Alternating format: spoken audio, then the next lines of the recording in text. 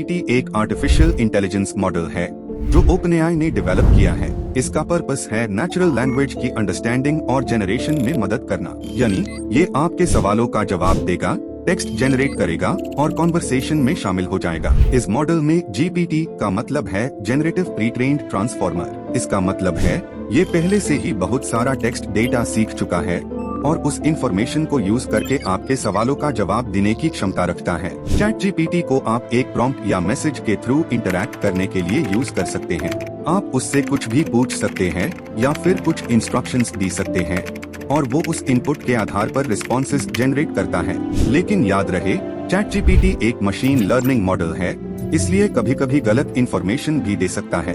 आपका ये समझना इम्पोर्टेंट है कि ये पैटर्न्स और डेटा से सीख कर रिस्पॉन्स जनरेट करता है। इसके पास रियल टाइम इंफॉर्मेशन नहीं है। चैट जीपीटी हमारे डेली लाइफ में एक बहुत यूजफुल टूल है। इसे हम इजीली इंफॉर्मेशन गेन कर सकते हैं, किसी भी क्वेश्चन का आंसर पा सकते हैं और अलग अलग सब्जेक्ट्स की नॉलेज बढ़ा सकते हैं। ये हमारे डेली टास्क्स में भी मदद करता है, जैसे कि रिमाइंडर्स सेट करना, शॉपिंग लिस्ट बनाए रखना या किसी भी तरह के कैलकुलेशंस करने में। इसकी हेल्प से हम इंग्लिश और हिंदी दोनों भाषाओं में इंटरैक्ट कर सकते हैं, जिससे कम्युनिकेशन और भी आसान हो जाती है। चैट जीपीटी का यूज प्रोफेशनल और पर्सनल दोनों फील्ड्स में हो सकता है, जैसे कि एजुकेशन, रिसर्च, कंटेंट क्रिएशन और कस्टमर सपोर्ट में। इसका इस्तेमाल किसी भी इंसान के लिए आसान और फायदेमंद हो सकता है, जो कि रोज रोज अलग अलग चैलेंजेस को फेस करते हैं।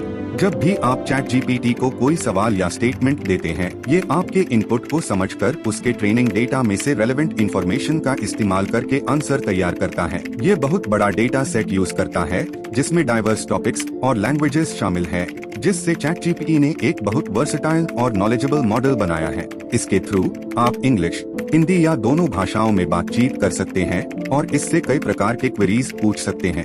ये यूजर के क्वेरीज का कॉन्टेक्स्ट समझने में सक्षम है और लॉजिकल और मीनिंगफुल रिस्पॉन्सेज जनरेट करता है।